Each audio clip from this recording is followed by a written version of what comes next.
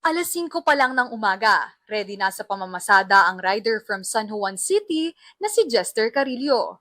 Taong 2017 pa siya nagsimulang mag-motorcycle taxi at simula rin noon, nanlilibre na siya ng pamasahe para sa mga estudyante.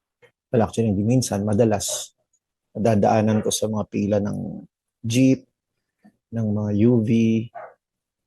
Madilim pa, may mga nakikita na ako nakapila na estudyante, naghihintay ng masasakyan.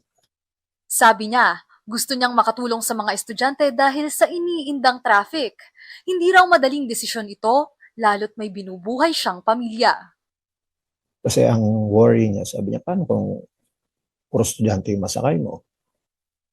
Pero nanaig pa rin ang pagkamatulungin ni Jester. Katunayan, hindi lang estudyante ang naka-experience ng kanyang good deed. Pati mga medical frontliners noong pandemic ay nililibre niya. Ipinagpatuloy niya ang pagtulong sa students hanggang 2023. Pero ngayon, napatigil muna siya matapos hindi nakayanin ng kanyang motor ang maging motor taxi. Kung mabibigyan ng chance, hindi raw siya magdadalawang isip na ituloy ito. Babalikan ko po yung ginagawa ko. Kung bawa makakuha ko ng bagong unit na kayang bumiyahe, kahit hindi bago, kahit second hand unit, basta